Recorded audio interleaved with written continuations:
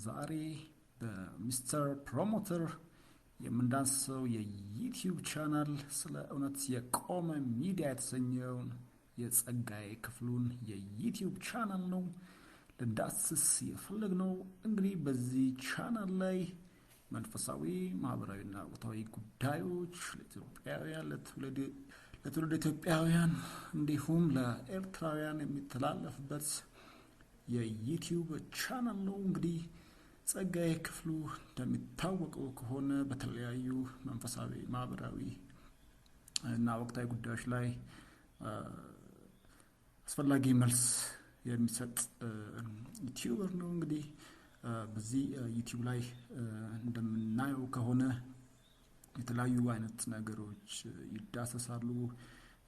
በተለያዩ የእምነት ተቋማት ያሉ ጥያቄዎች ይመለሱበታል፣ ማህበራዊ ነገሮች ይዳሰሱበታል። እንግዲህ ጸጋዬ ክፍሉ በዚህ ዩቲዩብ ላይ ከ1000 ቪዲዮዎች እና ከ134,000 ተከታዮች ያሉት የዩቲዩብ አይነት ነው። እንግዲህ ጸጋዬ ክፍሉ እንደሚታወቀው ጥርት ባለ ድምፁ እንዲሁም ጥርት ባለ የቪዲዮ ኳሊቲው ነው።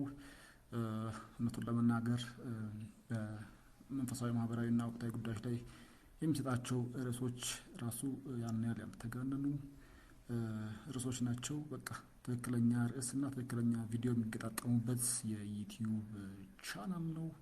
እንግዲህ ይሄኛው ሁለተኛው ቻናል ነው። ሌላም ጸጋዬ የሚል ቻናል አለው።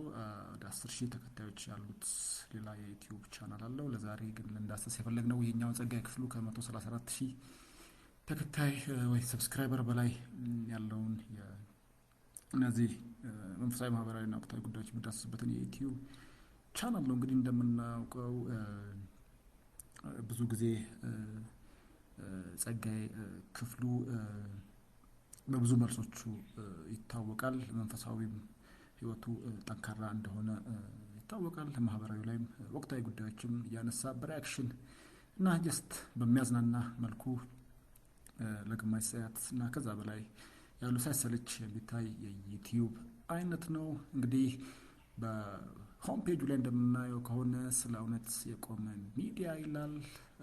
እኔ እስከዛሬ ከምከታተላቸው እነዚህ ሶስቱን ነገሮች መንፈሳዊ፣ ማህበራዊና ወቅታዊ ጉዳዮች ከሚዳስሱ የዩቲዩብ ይዘቶች ጸጋዬ ክፍሉ እውነቱን ለመናገር